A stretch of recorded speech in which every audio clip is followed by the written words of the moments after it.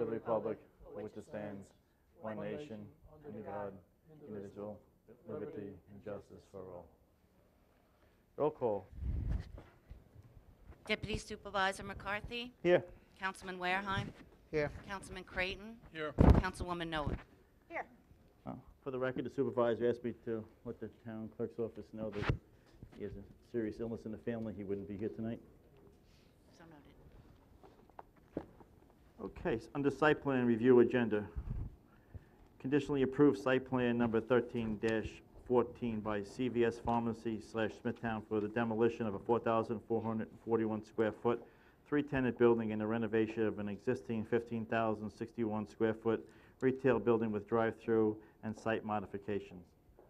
Councilwoman Noah, Yes. Councilman Creighton, Yes. Councilman Wareheim, Yes.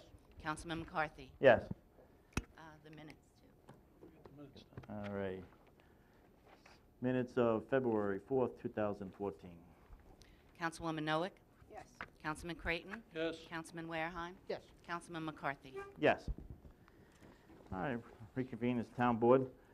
Called appointments by the supervisor. Supervisor Patrick Arvecchio hereby appoints Allison Miller to the Youth Advisory Board, term of office from February 28, 2014 through December 31st, 2016. Under correspondence 1 through 9, Parade Run Walk, Essequag River State Park, Parade Run Walk, St. James Chamber of Commerce. Number 3, Parade Run Walk, Nesconsic Athletic League, Parade Run Walk, St. James Chamber of Commerce. 5, Special Event, St. James Chamber of Commerce. 6, Smithtown Running of the Bull 5K. 7, Special Event, Smithtown Chamber of Commerce. 8, Building Department Report for January 2014, and a Parade Run Walk for St. James / Smithtown Little League. Anybody wish to be heard for or against those parade? I move on to advertise for public hearing.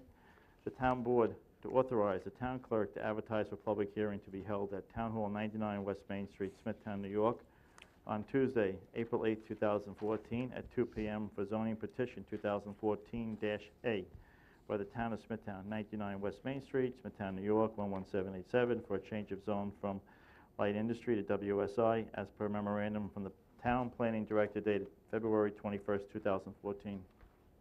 Councilwoman Noah, Yes. Councilman Creighton, Yes. Councilman Wareheim, Yes. Councilman McCarthy. Yes. Town board to approve the following minutes approval of Thursday, January 23rd, 2014, and items 1A through P of the printed agenda, agreement with the following banks for fiscal years 2014, J.P. Morgan Chase Bank, Capital One Bank, First National Bank of Long Island. B, town attorney or appropriate official to enter into stipulation of settlement. D, Department of Environment and Waterways to prepare and file an application with the New York State Department of Environmental Conservation. D, town clerk to issue a parade run walk permit to the St. James Chamber of Commerce. E, town clerk to issue a special event permit to the St. James Chamber of Commerce. F, town clerk to issue a parade run walk permit to the Nesconsic Athletic League. Town clerk to issue a parade run walk permit to the Nessequag River State Park Foundation. H, town clerk to issue a parade run walk permit to the St. James Chamber of Commerce. I, town clerk to issue a parade run walk permit to the Smithtown Chamber of Commerce. J, Supervisor Patrick Arvecchio's appointment of Allison Miller to the Youth Advisory Board to a term of office on February 28, 2014 through December 31st, 2016. K, rescission of resolution 2014-51 of the town board meeting held on January 23rd as pertains to mulcher grinder to Main Street Automotive. L, appointment of Mark Riley to the position of town engineer for a period of February 1st, 2014 through December 31st, 2015. M, appointment of Lawrence LaCory and Paul Hedger as a member of the Conservation Advisory Board from February 1st, 2014 through December 31st, 2015. And the town board to authorize 2 auto mechanics from the Department of Parks, Buildings, and Grounds to transport a senior citizen vehicle. O, the rejection of all bids, February 20, 2014, in connection with bid number 14-005 for a sailboat. And P, extend the rental rates for hired equipment for snow removal and other highway department work until March 4th of 2014. Councilwoman Noah, Yes. Councilman Creighton, Yes. Councilman Wareheim, Yes. Councilman McCarthy. Yes. Item number 2, Town Board to authorize the town clerk to advertise the following bids to be returned to Town Hall, 99 West Main Street, P.O. Box 646, Smithtown, New York, 11787, 11 a.m. on the dates indicated as per 2A, B, and C. Bid number 14-016, Portland Cement Powder, March 20th, 2014, returnable. Bid number 14-017, sod, March 20th, 2014, returnable. And bid 14-022, sailboat for recreation department, sailing lessons, returnable March 13th, 2014. Councilwoman Noack, Yes. Councilman Creighton, Yes. Councilman Wareheim, Yes. Councilman McCarthy. Yes. Number 3, the town board to award the following bids and to authorize the purchase of the associated goods or services as per 3A, bid number 13-099 for plastic bags to Amity Vacuum as per the printed agenda. Councilwoman Noack, Yes. Councilman Creighton, Yes. Councilman Wareheim, Yes. Councilman McCarthy. Yes. Town board to do study and deliberation of subject record sequent negative declaration and termination of non-significance in the application for site plan approval of First Hartford Realty Corp. for CVS Pharmacy, Smithtown 13-14, dated February 6, 2014. Councilwoman Noack, Yes. Councilman Creighton, Yes. Councilman Wareheim, Yes. Councilman McCarthy. Yes. Town board to authorize the acceptance of the following as per 5A of the printed agenda. Councilwoman Noack, Yes. Councilman Creighton, Yes. Councilman Wareheim, Yes. Councilman McCarthy. Yes. I have number 6, the town board to authorize the controller to execute the following transfer. A, a transfer. B, a transfer. C, a transfer. D, an increase in account. E, a transfer. F, a transfer. G, a transfer. H, a transfer. I, a transfer. J, a transfer. And K, an increase in account.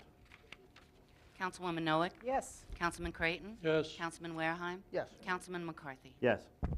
I have number 7, town board to authorize the supervisor to execute the following in a form approved by the town attorney as per 7A, B, C, and D. Agreement with New York State DOT. Agreement with Brio Benefits Consulting. C, expanded in-health home service for elderly program.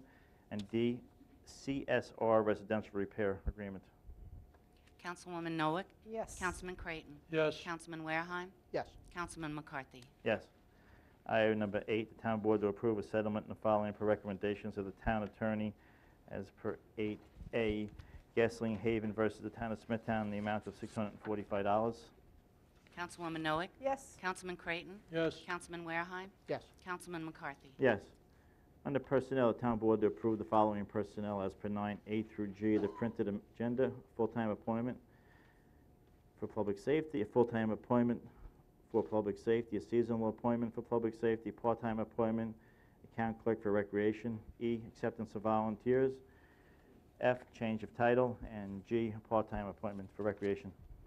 Councilwoman Noack, Yes. Councilman Creighton, Yes. Councilman Wareheim, Yes. Councilman McCarthy. Yes.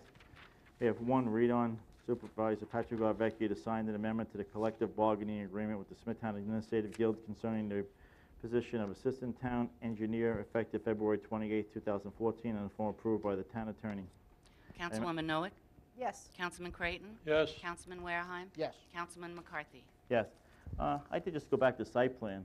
Because the secret was done after the site plan, I just want to revote the site plan again, because secret should be done first. Conditionally approved site plan number 13-14 by CVS Pharmacy, Smithtown, New York.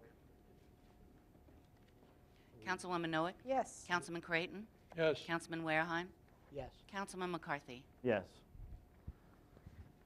Okay.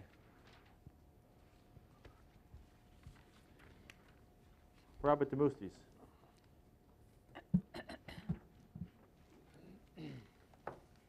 Good evening, members of the board. My name's Bob Demustis. I live at 145 Montclair Avenue, St. James. This evening I'm here, I'd like to discuss again the closure of Montclair Avenue.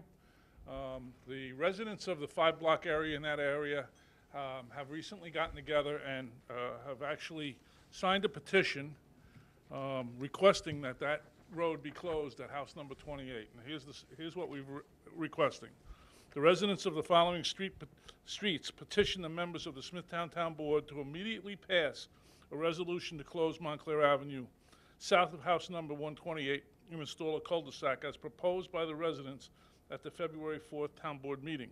We, the residents, request this to be done before the initial plans of the transfer site to be finalized and as a separate resolution. The following streets petitioning the board are St. James Avenue South, Jackson Avenue South, Montclair Avenue, north of house number 128, Caldwell Avenue, and Rutherford. This is a request by us. This is over 90% of the residents that we were able to obtain so far. A number of residents are on vacation, but we've got a very large group of people who request you guys to move forward on this as we've asked. And one of the reasons for this is because I've had discussions with Mr. Barnett, and I want to thank Mr. Barnett for being very candid and also very upfront with us and keeping us informed of what's happening down there. Obviously, we've had many issues with noise complaints in the recent few days with the grinding, et cetera, and he has gotten back to myself so that I can get everybody else in the neighborhood and kind of inform them of what's happening. So thank you, Russ, for taking care of that. But Mr. Barnett has indicated that part of the plan for the transfer site would not include anything to do with roads. So that's why we request you guys to make a resolution and follow through on that road closure. So I would like to present this at this time from the residents to the board for your consideration. Thank you.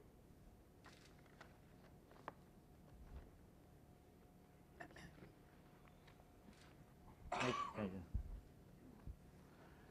Russ, do you want to briefly let everyone know, because there's a substantial amount of people who signed in regarding the grinding, and let them know what the events were of today that you're able to, of what's gone on since Tuesday? Certainly. As many people know, the Highway Department recommenced grinding of the yard waste in the Montclair yard about a week and a half ago. We've received a number of resident complaints about noise associated with that operation. On Tuesday afternoon, the highway superintendent and the contractor engaged to do that work agreed to cease work while we sought to come up with a plan that would result in less impact upon the neighborhood. A meeting was convened today of the town attorney, myself, Mr. Jorgensen, and others, and under discussion was an opportunity or the possibility to cease the grinding and change to an option to have the material hauled off-site for processing elsewhere in a licensed yard. That option was part of a bid solicitation which resulted in the grinding operation being awarded some time ago. There is some additional expense involved if we select that option, specifically $175,000 additional dollars to haul the material elsewhere.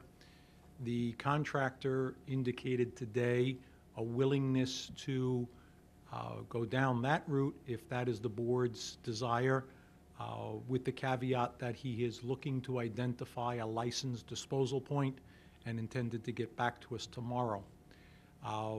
The only thing that I would like to clarify about that option is that it would result in the material being taken elsewhere for processing and disposal elsewhere, but it would mean a cessation of grinding at Montclair, but there would of course be work associated with the loading of the material by trucks, payloaders, etc., and there would be some shearing operation necessary because of the size of the materials that are on site.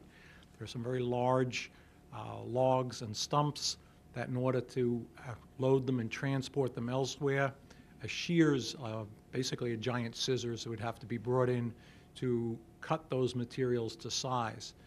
I have some direct experience with such operations. They do not generate the type of noise of a grinding operation, but in the interests of making sure that everyone understands what's being discussed, I wanted to highlight that there would be that operation. We've yet to determine exactly how long such an operation would take, but we are confident that if that's the board's election to go in that direction, that once started, it would be a number of weeks, not months. Thank you, Russell. You're welcome. Roger Bliss. Thank you. My name is Roger Bliss. I live at 140 Montclair Avenue in St. James. I've heard comments for the closing of Main Avenue, Montclair Avenue. Local residents appear to be at odds with the planning board. It's my opinion that there is neither unbearable traffic and excess school vehicle traffic nor an excess automotive car traffic. It's my opinion. The truck traffic is mostly caused by local functions and probably should be routed via Montclair Avenue to the south end of Arlington Avenue and the south end of Rutherford Avenue. It also appears there's an excess fear of dust, dirt, noise, and exhaust fumes. Also, it shall be noted, fear is also heightened by stated drag racing and courses for test driving vehicles. My belief, the traffic situation on Arlington Avenue will be worsened with the closing of Montclair Avenue, and that's severely worsened. All the conditions cited can be addressed with the enforcement of existing road and traffic laws and codes. Speeding and racing on public streets must be handled appropriately and aggressively enforced. Enforcement is important. The blockage of traffic on Arlington Avenue can easily be corrected with the enforcement of no parking permitted on public streets. Simply painting the road edge white lines and requiring trucks stopped on the roads to place adequate cones will eliminate the parking excuses when summonses are issued. The employees parking their vehicles on the street should be addressed by their employers. The southbound traffic from Arlington Avenue and turning east on Middle Country Road can easily be handled, correcting the control of the existing traffic light to allow east travel on Middle Country Road while allowing south travel on Arlington Avenue, off of Arlington Avenue. Surely now it is apparent that the problems of this community can be addressed immediately and probably misdirected by those trying to close Main Avenue of access for residents. By the way, the fears of accidents with trucks and arguments, I believe, are among the best, truck drivers, I believe, are among the best drivers on the road.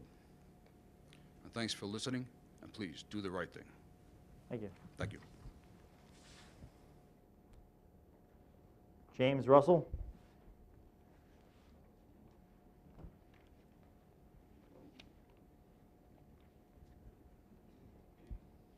Good evening, members of the board. My name is James Russell, 145 Jackson Avenue South, St. James. I'm here just talking off the top of my head. I have nothing written down or anything like that. But I personally, as many of my neighbors have, been living in that area for many years. I've personally been here for 50 years. That site we're talking about for grinding and everything like that has been everything, and you can name it. When I moved in 50 years ago, June 7th of this year, that was nothing but, in plain English, a dumps. And everything from the town was being dumped in there. We had problems for years with rodents. There was kids that used to go down there with BB guns shooting the rats and everything like so. After time, they've closed that as that. They filled it in, and they try to turn it into a soccer field for the town, all right? And unfortunately, it didn't work well at all. It was a eyesore. There was outhouses being used instead of proper facilities and so on. And then they turned it into a landfill, and they were putting grass cuttings, things like that, and all, and they ended up with a methane problem. And they had the fire department in that area several times each summer just putting out flames that would burst up out of the ground because of the methane gases. They ended up putting in tubes to vent the methane gases. And time over time, we've lived with this here problem around there, these types of problems, for 50 years. We just feel it's time that the town starts recognizing us. We're taxpayers. We've paid our taxes on time for all these years. All we're asking for is a break. That's all. This hill grinding thing and everything can be put elsewhere. You say it's an additional cost of approximately $175,000 to take and transport the materials out. What is it costing us in the evaluation of our homes? In all honesty, people come in, they're always brought in through realtors off of Woodlawn Avenue, things like that, looking at pretty homes. No realtor ever brings them up Montclair Avenue. And if they come up Montclair, they'll have a second thought about whether to purchase a home in the area or not. So in all honesty, I think it's time that the board, Mr. Vecchio, and all you folks and all, really look at it with your hearts as well as your minds and say, give us a break. Thank you. Thank you.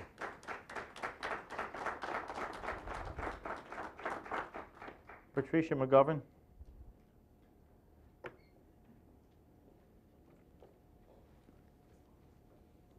Good evening. My name is Patricia McGovern. I live at 142 St. James Avenue South. I have addressed the board before. Thank you for having me here again tonight. I'm also a signer of the petition. I actually went out and went to my neighbors and talked about this and asking them to sign the petition. And I have to say, it was wonderful in speaking with them, knowing that we all have a lot of the same concerns. One of the concerns that I was a little taken back by was the apathy that my neighbors had of how they really wanted this to be done, and yet saying at the same time, do you really think anybody cares about our little section of St. James? Do you really think anybody cares about, this, in the realm of things, this, one little section? And I'm hoping to prove them wrong, that, the board, Mr. Vecchio, actually does care and are listening to us. And I've listened to the other speakers, and they're talking about, that they don't think that there's excess traffic. I'm not up to, if we did a traffic survey, I think that everyone would realize how much excess traffic there is going through our neighborhood. There's speed that's going crazy. We are not going to be able to have the police force there 24 hours a day to sit there and try and get this speeding down. Some of the drivers, the drivers are the best that there are. I've heard that comment. These drivers are coming at 6:45 in the morning with their DART fuel trucks through our neighborhood, fully loaded. And they are not stopping at the stop signs, and they are not doing 30 miles an hour. And I'm witness to this. I'm a corner house. Just last weekend alone, on Saturday, it was approximately 3:20, one of the car dealerships' transport units came down Arlington, right through Rutherford, went down to Montclair to get onto Middle Country Road. Okay, I went out and took pictures. Then on Sunday at 6:50 in the morning, okay, there was another transport unit coming up Montclair, going down Rutherford to Arlington to get to the car dealership. So it is not stopping. It's not being alleviated. And we've been in the neighborhood a long time also, and all we see is that it gets more and more and more. And what I'm hoping to do is, if Arlington is closed, all of the traffic coming from the south onto Arlington, they are already on Arlington. They're just using this as a shortcut to not have to go to the light on Arlington. So they're coming down our area onto Rutherford to get onto Montclair to get onto Middle Country Road. I'm hoping if we cut their shortcut off, it will alleviate those people from taking this road. It's not going to be worth it to them. And hopefully they'll take Woodlawn and they'll take Lake and the other roads that are there to get down to Middle Country Road, where it's their alternate. Thank you. Thank you.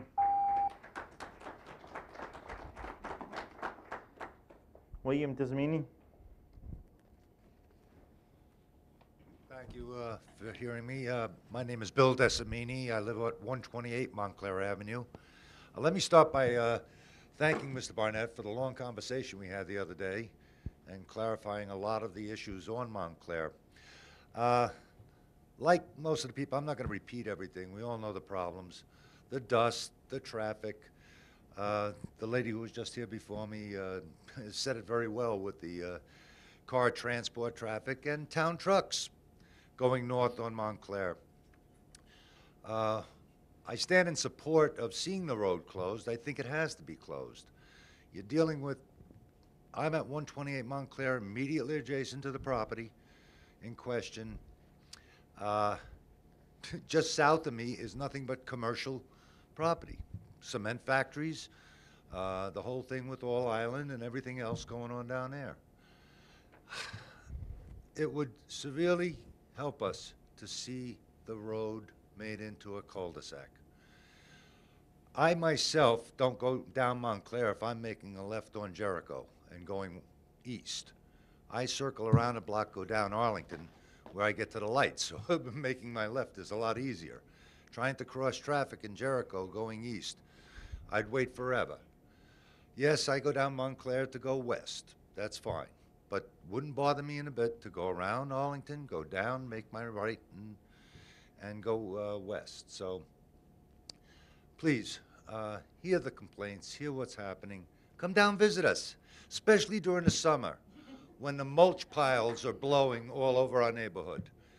That's always fun. And power washing that has to take place constantly just to get that stuff off the house. The noise, I'm glad to hear, is going to be abated pretty soon. Thank you very much. Thank you.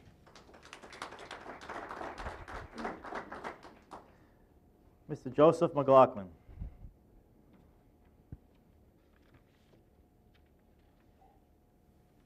Joe McLaughlin, I've been here, lived here 50 years, and side with Jimmy Russell. We moved in, it was supposed to be a park, then became an open dump, and then methane gas was escaping, then went through not many periods of that, and then we ended up, the next thing was going to be soccer fields, and then it ended up being partial dump again.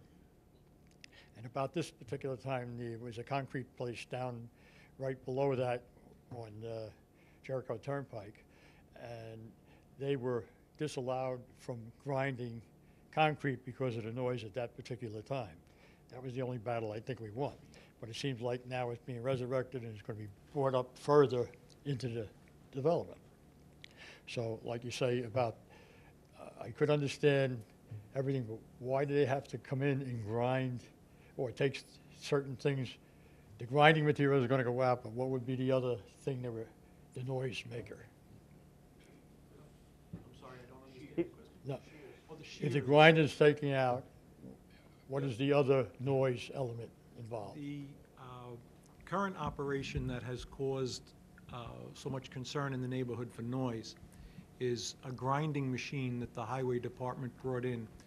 The grinding machine, without a picture, it might be a little difficult to No, envision it. all right, but I it's heard a it last series of week. hammers on a Sounds drum. like a jet. Yeah, it's a series of hammers on a drum that when the wood product goes in, the hammers actually tear, right, the spinning drum tears the wood apart. That's the noise you're hearing. It was particularly bad when it was first started because the wood that was going in was frozen, which increased the noise. Instead of that, reducing it to wood chips, the alternative that's under discussion is to instead take the large logs, branches, et cetera, that are on site and load them onto large trucks and haul them out.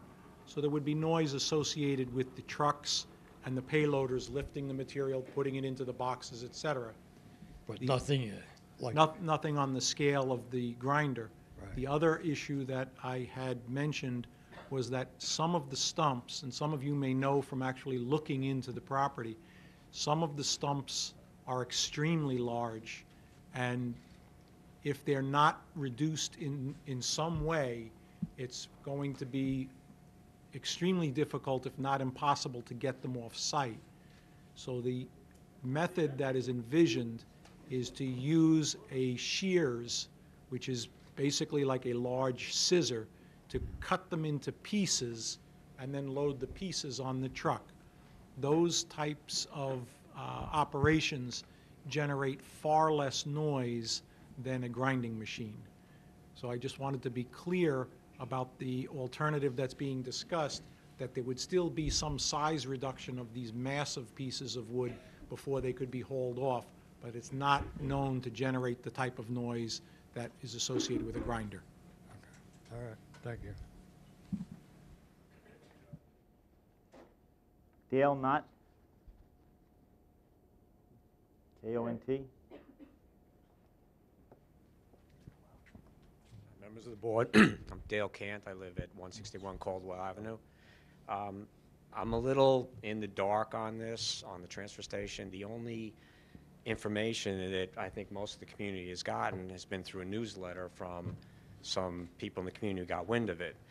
So I guess my initial question is, was any kind of a study done on the impact on the community that this would have? The reason I'm asking is, I've lived in the community for 30 years. A few years after we moved there, we liked the location. We're at the end of Caldwell Avenue, right next to the school. We liked the location. There was trees between us and the schoolyard.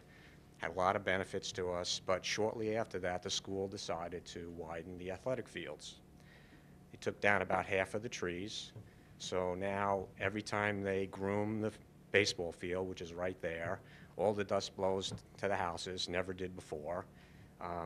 Our block looks like the Bronx because everyone who uses those ball fields doesn't like to walk from the school parking lot, so they park in front of our homes, in front of the fire hydrants.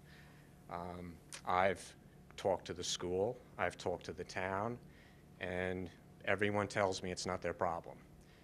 So that's one issue which I feel has devalued my property. Again, I'm asking, was a study done on what this would do to our property values? And if so, is that something that we can see? Is it public knowledge? Well, again, like Russell said, the grinding has stopped. No, I'm not talking about the grinding. I'm talking about if the transfer station goes in, Okay. what impact would that have on the community property values? I can't. Go ahead, Russell, because I can't. What's under discussion now is actually a plan to reduce the size of the yard below its historic operating levels and to decrease the amount of land that is devoted to any of these activities. What we've been discussing is that this yard, this property, has been used as a highway department yard. It is, in fact, a former town landfill regulated by the New York State Department of Environmental Conservation. As a regulated property, there are strict limits on the amount of material, whether it be concrete flags from sidewalk operations, reground asphalt or asphalt to be reused in the construction of roads, etc. There are strict limits on what is supposed to be coming onto that site. There have been occasions when the highway department has exceeded the allowable limits. In response to that, what we're looking to do is to redo that yard and shrink its size. We talked in January at a public session like this with some plans about how that would happen. The northernmost area, it's commonly referred to as the bowling alley next to all of the homes. We have ceased using that. It is going to be permanently blocked off and not used again, and would only be accessed by foot traffic to do the environmental monitoring that's required by the state. The area along Montclair would receive a new berm, landscaping, and irrigation to allow for the planting of vegetation and the cleaning up of the streetscape along Montclair. There would also be new fencing. Scales would be installed down near the southernmost portion of the property so that everything coming into the site could be weighed and everything going out of the site could be weighed. This is necessary to ensure compliance with the limits that the DEC has set so that we can balance out and show that what comes in goes out and we're not building the types of piles that we have had problems with. One of the earlier speakers talked about the mulch piles generating a lot of dust, causing problems in the neighborhood with needing to power wash houses and cars, etc. The problems are because the piles are larger than they should be, they're higher, the wind catches them and moves them around the neighborhood. Those are the types of activities that we're curtailing. So in answer to your question, there's not a specific study done to say, let's build a transfer station. we've got an operation that we're trying to reduce in recognition of the problems that it's caused. Okay, I appreciate that. Just one comment I have on the landscaping is, again, in 30 years, I've seen Montclair on that side cleaned out, boulders put there, trees planted there 3 times. Doesn't last. Goes by the wayside, no one takes care of it. A few years later, they do it again. So, do we have any kind of assurances that that'll actually be maintained this time? And the other question I have is, you talked about the shear. Now, I don't hear the noise where I am, but the shear to cut up the trees, how did they get there if they weren't cut up? I don't understand why they need to be cut up to be removed. The tree waste that is on site now is predominantly waste that's left over from the cleanup from Hurricane Sandy. And a lot of the material was brought to the site as a staging area during that cleanup with equipment that is no longer available to us. There were a lot of different contractors working on an emergency basis with equipment that we just don't have. That's the reason why some of this material is just so big. The town doesn't possess, doesn't have in its inventory the equipment large enough to move some of this Okay, material. all right. Lastly, again, I appreciate you allowing us to talk, and I just hope you keep the interest of the small community. As the woman said, we're a small piece of St. James, but we don't want to be treated that way. We'd like to think that we're taxpayers just like everyone else, and this is, we're afraid because we've seen things, promises made, promises not kept, that this will affect our property values, and none of us want to see that happen. All right, thank you very much. Thank you. John Nobles?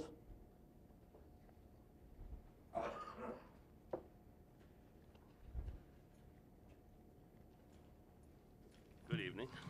I'm the owner of Kings Park Shipping in Kings Park at 21 Pulaski Road. I'm just here to talk about the recent article in the paper. Supervisor Vecchio had stated that the parking situation on the west end of town is it's tremendously horrible at this point. But his comment in the paper was that it's only affecting 2 businesses, being the Relish and the bakery, Park Bake Shop. And I own the store next door, and we share a parking lot with that big shopping center, which has 7 stores plus the bakery. We're next door, Relish, Red, the church, and pretty much anytime you go over there, there's nowhere to park anymore, because our end of the block of the village of the town of Kings Park is actually successful right now. Everybody's pretty much thriving at that end of town, and it's causing a problem. There's nowhere to park ever. It's kind of insane. And if you go there on a Sunday morning, it's particularly bad because the bakery and Relish and everything else. We're actually closed on Sunday, but I go there just to see what's going on, and it's insanely, it's just jammed. And I just wanted to bring it to the attention that it's not just 2 businesses there. There's at least 10 businesses in those 4 corners that are struggling with parking. Somebody's going to get run over is what's going to happen when they're crossing this. It's a disaster. And if I know you're from St. James. I don't know where you live exactly.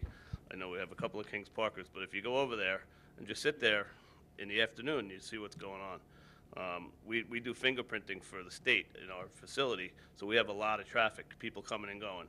So we're bringing a lot of people to town. They're all shopping in town because they have to wait sometimes. So it's, we do like 16,000 fingerprints a year there for the state and the federal government and stuff.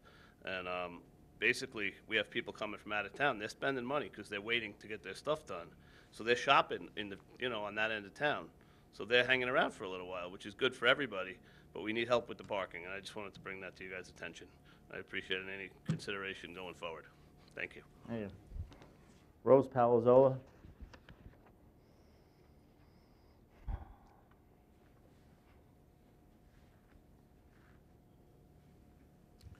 I sympathize with my neighbors from St. James, and I know the board will do the right thing. Because when I was in Hauppauge, Mr. Koppelman made out the, for the Hauppauge Industrial Park. He did all the work.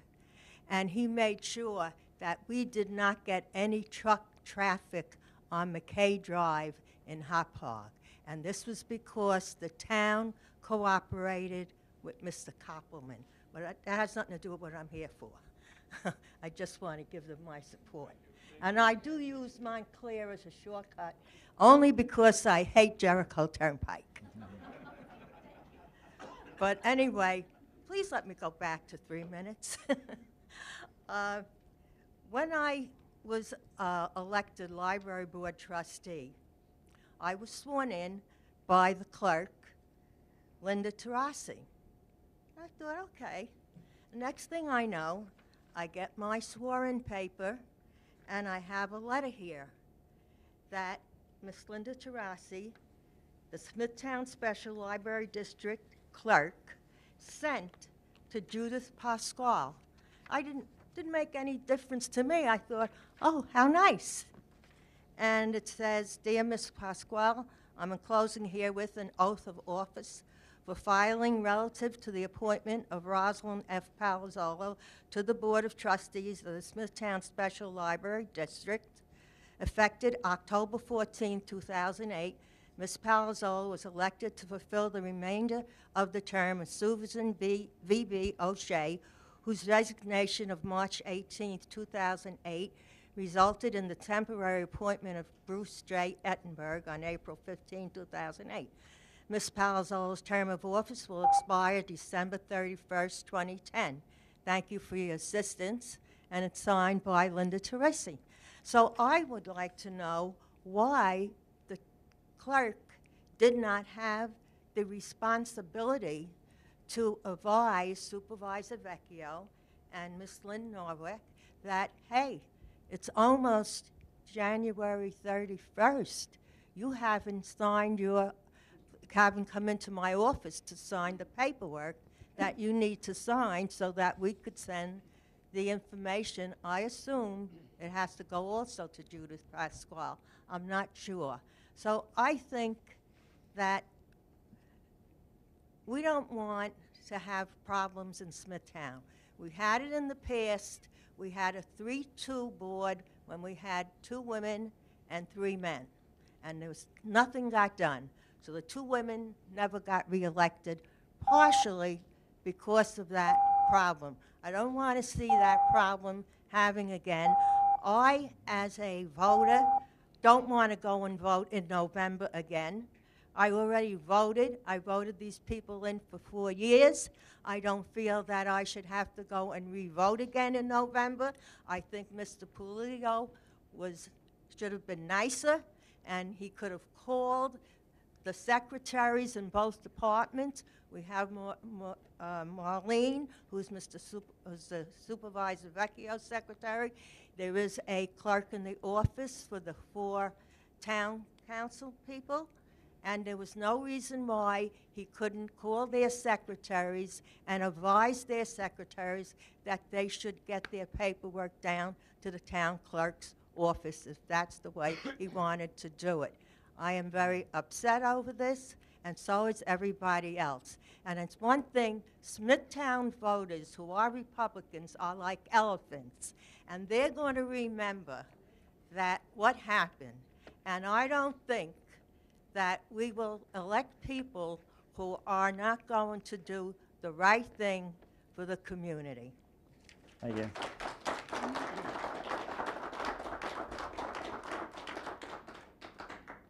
Toby Carlson.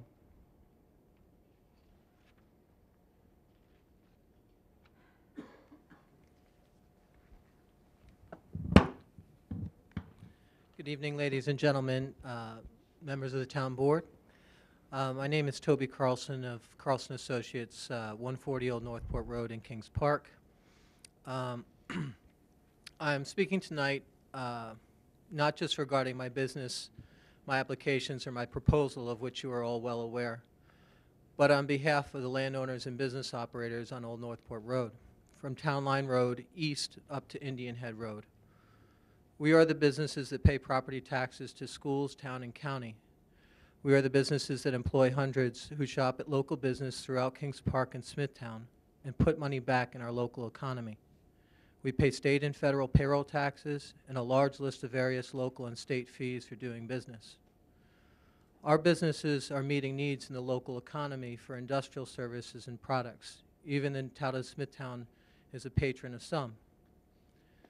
Many of us have zone change applications that have been around for years.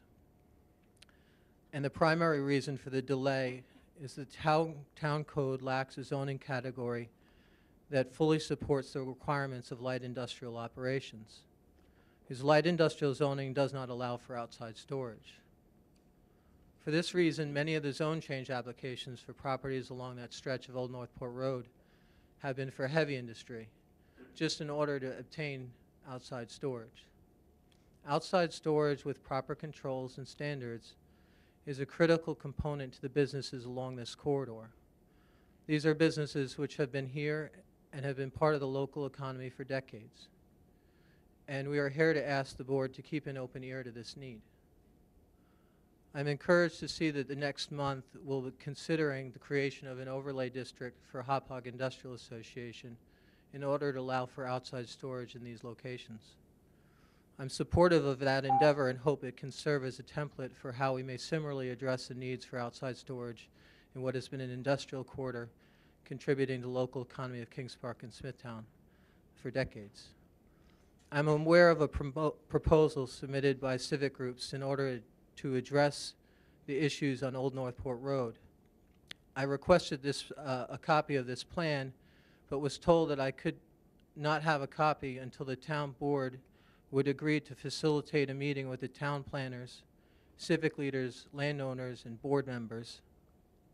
I'm asking the town board if there is a possibility of you guys interceding and creating such either some sort of panel or some sort of group to finally once and for all address the issues on Old Northport Road.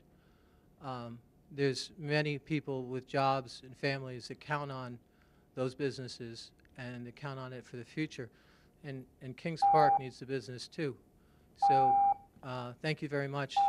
Have a nice day. Appreciate it. Move to close the meeting. Second. Deputy Supervisor McCarthy, Yep. Councilman Creighton, Yes. Councilman Wareheim, Yep. Councilwoman Noack. Yes.